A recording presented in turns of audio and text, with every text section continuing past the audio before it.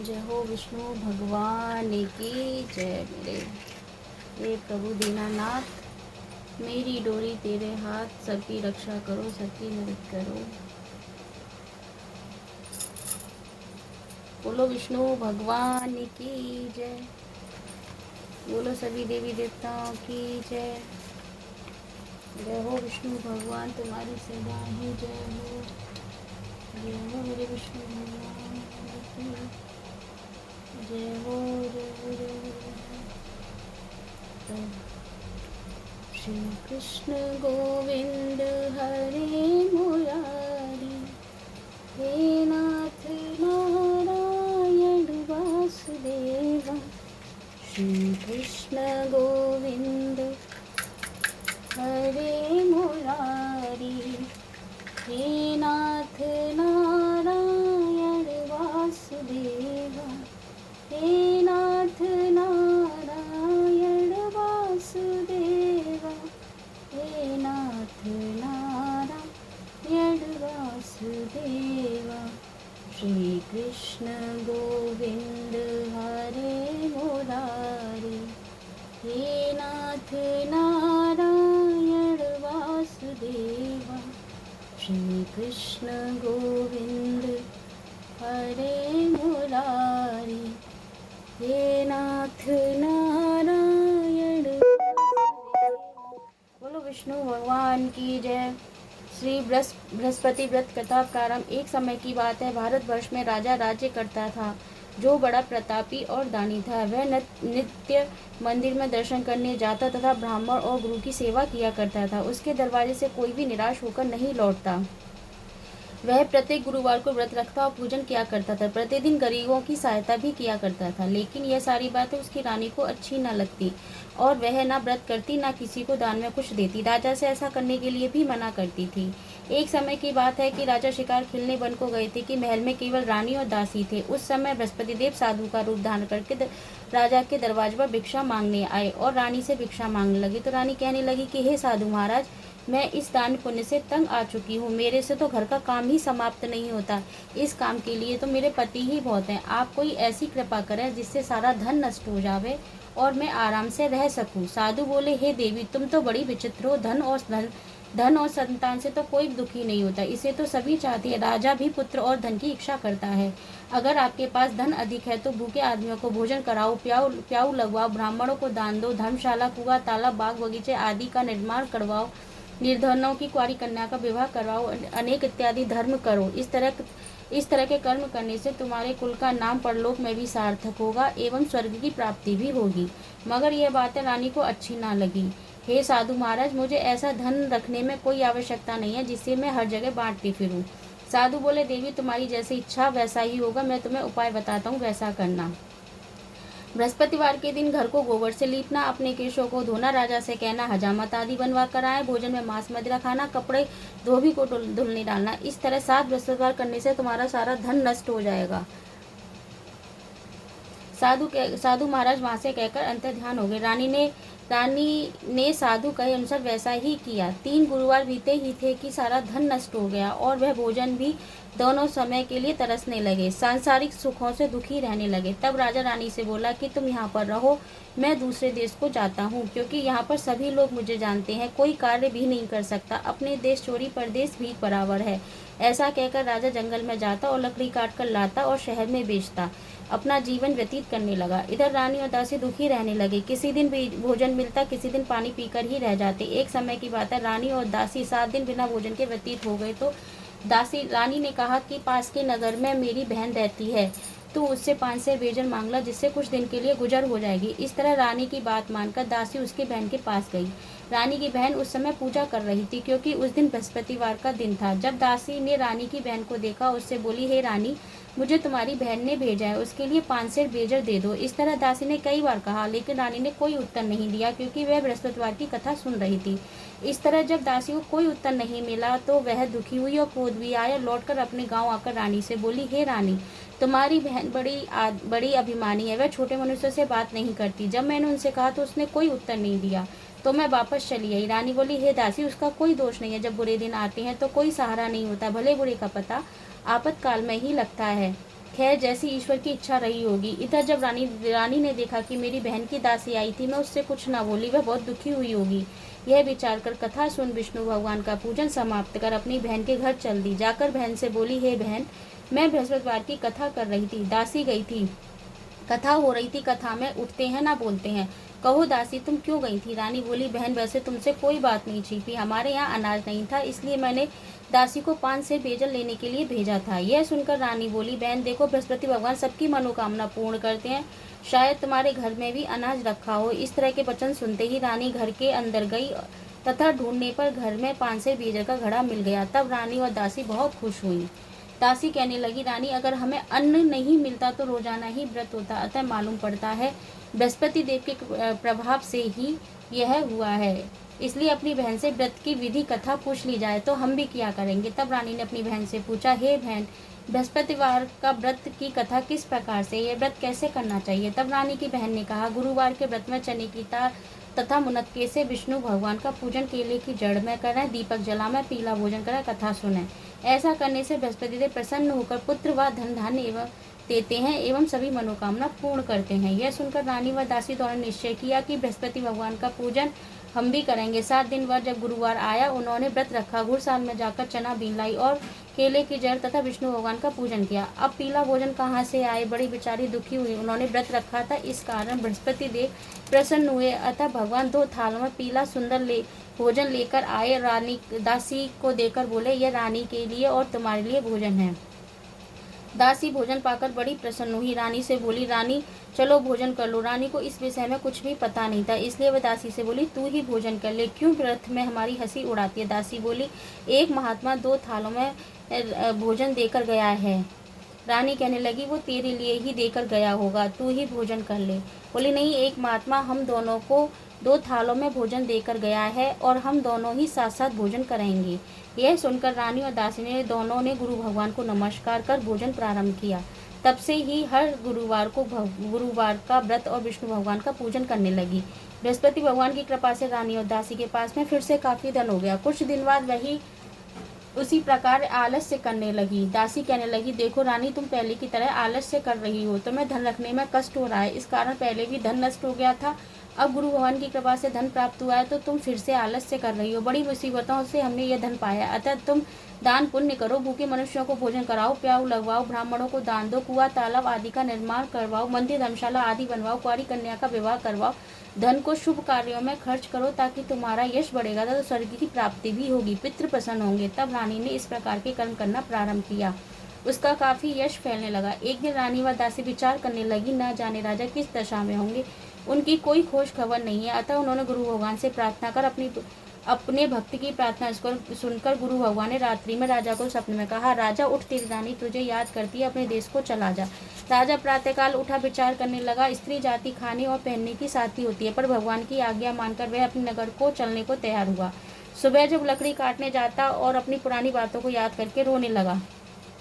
जंगल में बृहस्पति देव साधु का रूप धारण कर आए और राजा के पास आकर बोले, हे लकड़हारे, तुम इस सुनसान जंगल में किस चिंता में बैठे, मुझे बताओ। यह सुनकर राजा के नेत्रों में जल भर आया और साधु को अपनी संपूर्ण कहानी बता दी। साधु बोले, हे राजा, तुम्हारी स्त्री ने बृहस्पति देव का अपराध किया था, जिसके कारण तुम्हारी यह दशा हुई है। अब तुम किसी बात की चिंता मत करो, भगवान तुम्हें पहले से भी ज्यादा अधिक धनवान बना देंगे। देखो, तुम्हारी स्त्री ने भी गुरुवार व्रत का प्रारंभ कर दिया है और तुम भी मेरा कहना मानकर गुरुवार को व्रत करके चने की दाल, गुड़ तथा जल को लोटे में डालकर केले का पूजन करो, फिर कथा सुनो, भगवान तुम्हारी सभी मनोकामना पूर्ण करेंगे। साधु को प्रसन्न देखकर राजा बोले, हे प्रभु, मुझे लकड़ी बेचकर इतना पैसा नहीं मिलता जिससे भोजन के उपरांत मैं कुछ कर सकूं। मैंने रात्रि में अपनी पत्नी को व्याकुल देखा है, इस वक्त मेरे पास ऐसा कोई भी धन नहीं है जिससे मैं उसकी कोई खोज खबर मंगा सकूं, और मैं कौन सी कहानी कहूँ यह मुझे मालूम नहीं है।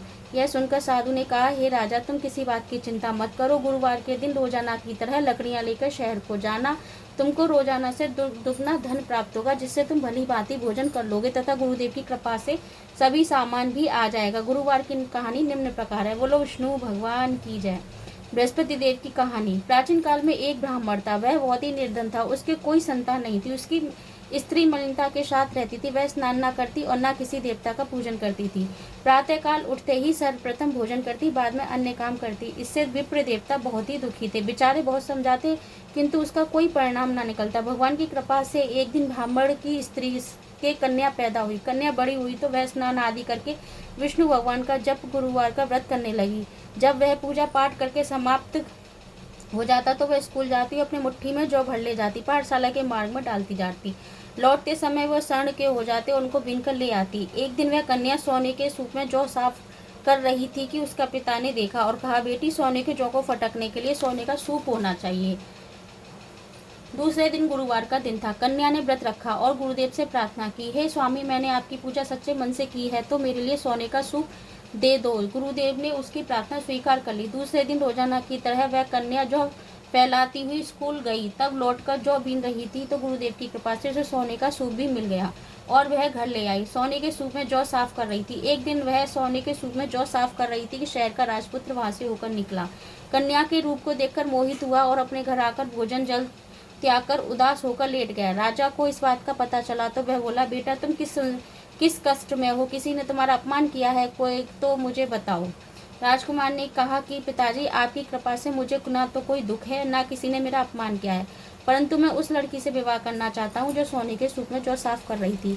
यह सुनकर राजा आश्चर्य में पड़ा। बोला, बेटा, इस कन्या का पता तुम ही बताओ, मैं उसका साथ तुम्हारी विवाह करवा दूंगा। राजकुमार ने उस लड़की के घर का पता बताया। तब राजा के मंत्री उस लड़की के घर गए, ब्राह्मण देवता को सभी हाल बताया तो ब्राह्मण राजकुमार के साथ अपनी कन्या का विवाह करने के लिए तैयार हो गया। सभी विधि विधान के अनुसार ब्राह्मण की कन्या का विवाह हुआ। राजकुमार के साथ कन्या के जाते ही ब्राह्मण देवता के घर में फिर से गरीबी का वास हो गया। अब भोजन के लिए अन्न भी बड़ी मुश्किल से मिलता। एक दिन दुखी होकर ब्राह्मण देवता अपनी पुत्री के घर गए और सारा हाल बताया। पिता को इस अवस्था में देखकर बहुत सा धन देकर विदा कर दिया बेटी ने। इस तरह ब्राह्मण का कुछ समय तो सुखपूर्वक बीत गया, फिर से वही हाल हो गया। ब्राह्मण फिर अपनी कन्या के यहाँ गया, सभी हाल बताया तो लड़की बोली, हे पिताजी, आप माताजी को बुला लाओ, मैं उन्हें कथा की विधि समझा दूंगी, जिससे गरीबी दूर हो जाएगी। जब ब्राह्मण देवता अपनी स्त्री को साथ लेकर वहां पहुंचे तो पुत्री ने अपनी माँ को समझाने लगी, हे माँ, प्रातःकाल उठकर स्नान आदि करके विष्णु भगवान का पूजन करो तो सब दरिद्रता दूर हो जाएगी। परंतु उसकी माँ ने एक ना मानी, प्रातःकाल उठते ही बच्चों का झूठन खा लिया। इससे उसकी पुत्री को बहुत गुस्सा आया, अतः उसने एक रात कोठरी से सारा सामान निकालकर अपनी माँ को उसमें बंद कर दिया। प्रातःकाल निकालकर स्नान आदि करके पूजा पाठ करवाया और उसकी बुद्धि ठीक हो गई। फिर प्रत्येक बृहस्पतिवार को व्रत रखने लगी। इस व्रत के प्रभाव से माँ स्वर्ग को प्राप्त हुई। ब्राह्मण पिता भी इस लोक से सुख भोग कर स्वर्ग को प्राप्त हुए। कहानी कहकर साधु देवता वहां से लोप हो गए। जब बृहस्पतिवार का दिन आया, राजा जंगल से लकड़ी काटकर शहर में बेचने गया तो उस दिन और उसे अधिक पैसा मिला, जिससे राजा ने गुड़ आदि लाकर व्रत किया। उस दिन से उसके सभी कलेश दूर हो गए। परंतु दूसरा गुरुवार आया, वह व्रत करना भूल गया। इस कारण बृहस्पति भगवान नाराज हो गए। उसी दिन नगर के राजा ने विशाल यज्ञ का आयोजन किया और शहर में घोषणा करा दी, कोई भी मनुष्य अपने यहाँ भोजन नहीं करेगा, समस्त जनता मेरे यहाँ भोजन करने आएगी। जो इस आज्ञा को नहीं मानेगा उसको फांसी की सजा दी जाएगी। सभी लोग भोजन करने गए, लेकिन लकड़हारा कुछ देर से पहुंचा, इसलिए राजा उसको अपने घर जाकर भोजन करा रहे थे कि तभी रानी की नज़र उस कुटी पर पड़ी जिस पर उसका हार लटका हुआ था। वह वहां दिखाई न दिया तो राजा ने निश्चय किया कि इसी ने ही मेरा हार चुरा लिया है, इसलिए उसको सिपाही को बुलवाकर लकड़हारे को जेल में बंद करवा दिया। जेल में बंद होने के बाद में लकड़हारा रोने लगा और कहने लगा, ना जाने कौन से पूर्व जन्म के यह दुख प्राप्त हुए हैं। फिर उसी साधु को याद करके रोने लगा जो जंगल में मिला था। तत्काल बृहस्पति देव साधु का रूप धारण करके प्रकट हुए और कहने लगे, अरे मूर्ख, तूने बृहस्पति देव की कथा नहीं की, इसी कारण तुझे यह दुख प्राप्त हुआ है। अब तू चिंता मत कर, गुरुवार के दिन जेल खाने के दरवाजे पर तुझे 4 पैसे पड़े मिलेंगे, उनसे तू बृहस्पतिवार की पूजा करना, तेरे सभी कष्ट दूर हो जाएंगे। बृहस्पतिवार का दिन आया तो उसे दरवाजे पर 4 पैसे पड़े मिले, उनसे उसने बृहस्पति देव की पूजा की। उसी रात्रि को बृहस्पति देव ने नगर के राजा को स्वप्न में कहा, हे राजा, तूने जिस पुरुष को जेल खाने में बंद करवा दिया है वह निर्दोष है। रानी का हार उसी खुटी पर लटका हुआ है, अगर तू उसे नहीं छोड़ेगा तो मैं तेरे राज्य को नष्ट कर दूंगा। स्वप्न को देखकर राजा प्रातःकाल उठा, खुटी पर लटका हार को देखकर लकड़हारे से क्षमा मांगी। तथा उसको सुंदर आभूषण देकर विदा किया। अब राजा अपने नगर को चल दिया। नगर के निकट आया तो उसने देखा पहले से भी ज्यादा अधिक तालाब, बाग, बगीचे, धर्मशाला आदि बने हुए हैं। राजा ने पूछे यह सब किसके हैं? सब कहने लगे यह सब रानी और बांदी के हैं। सुनकर उसको बड़ा आश्चर्य हुआ और गुस्सा भी आया। उधर जब रानी ने सुना कि राजा आ रहे हैं तो उसने दासी से कहा कि तू बाहर के दरवाजे पर जाकर खड़ी हो जा। राजा हमें कितनी बुरी हालत में छोड़कर गए थे, अगर ऐसी अवस्था देखेंगे तो वह कहीं लौट ना जाए। आज्ञा अनुसार दासी दरवाजे पर जाकर खड़ी हो गई। जब राजा आए तो उन्हें साथ ले आई और कहने लगी हमें। राजा ने पूछा यह तुम्हें सब तुम्हें किसने दिया? तो यह कहने लगी यह सब हमें बृहस्पति देव के प्रभाव से मिला है। तब राजा ने निश्चय किया कि 7 रोज बाद तो बृहस्पति देव का पूजन सभी करते हैं, मैं दिन में 3 बार कहानी कथा किया करूंगा। तब से हर समय राजा के दुपट्टे में चने की दाल और बंदी रहती थी। वह 3 बार कहानी कथा किया करता था। एक दिन राजा ने विचार किया चलो अपनी बहन के यहाँ हुआ मैं। यह विचार कर घोड़े पर सवार होकर अपनी बहन के यहाँ चल दिया। मार्ग में देखा कुछ आदमी मुर्दे को लिए जा रहे हैं। राजा ने उन्हें रोका और कहा अरे भैया मेरी बृहस्पतिवार की कहानी सुन ले। वो सब लोग बोले हमारा तो आदमी मरा पड़ा है, इसे कहानी की पड़ी है। कुछ लोग बोले ठीक है हम तेरी कहानी सुनेंगे। राजा ने दाल निकाली और कहानी आदि हुई तो मुर्दा हिलने लगा। कहानी समाप्त होने पर मुर्दा राम राम कह के खड़ा हो गया। राजा वहां से चल दिया। आगे मार्ग में उसने देखा कि किसान खेत जोत रहा है। उसने कहा भैया मेरी बृहस्पतिवार की कहानी सुन ले। वह बोला कि मैं जब तक तेरी कहानी सुनूंगा तब तक 4 हरैया खेत जोत लूंगा, अपनी कहानी किसी और को जाकर सुनाना। राजा आगे चलने लगा तो बैल पछाड़ खाकर गिर गए और किसान के पेट में भी बहुत जोर जोर से दर्द होने लगा।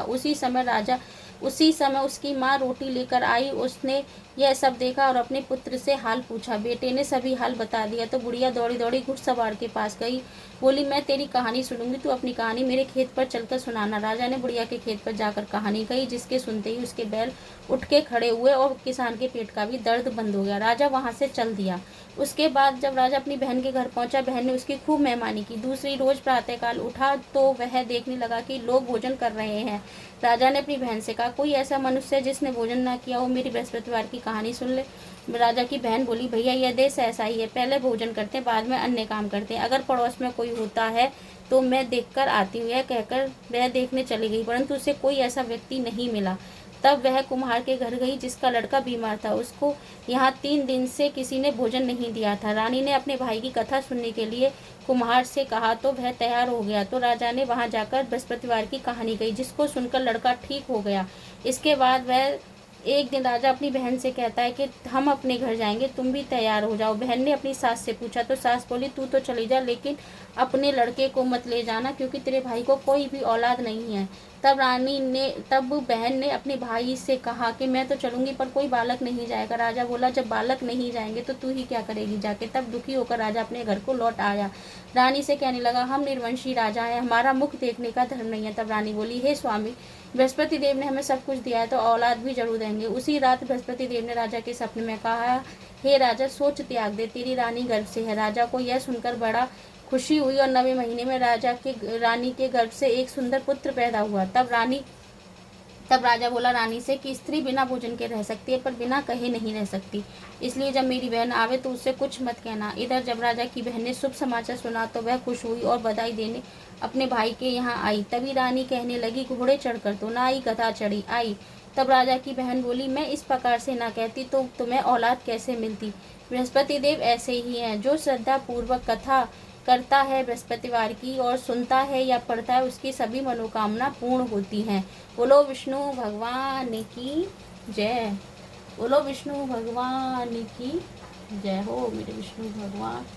जय हो विष्णु भगवान की जय हो विष्णु भगवान की जय हो विष्णु भगवान की जय। आरती बृहस्पति देव जी की। ओम जय बृहस्पति देवा स्वामी जय बृहस्पति देवा, छिन छिन भोग लगाऊं कंदनी फल मेवा। ओम जय बृहस्पति देवा तुम पूर्ण परमात्मा, तुम अंतर्यामी जगत पिता जगदीश्वर, तुम सबके स्वामी। ओम जय बृहस्पति देवा चरणामृत निज निर्मल सब पातक हरिता, सकल मनोरथ दायक कृपा करो भरिता। ओम जय बृहस्पति देवा। तन मन धन अर्पण कर, जो जन शरण पड़े। प्रभु प्रकट तब होकर आकर द्वार खड़े। ओम जय बृहस्पति देवा दीन दयाल दयानिधि, भक्तन हितकारी, पाप दोष सब हरता, भव बंधन हारी। जय बृहस्पति देवा सकल मनोरथ दायक, सब संशय तारी। विषय विकार मिटाओ, संतन सुखकारी।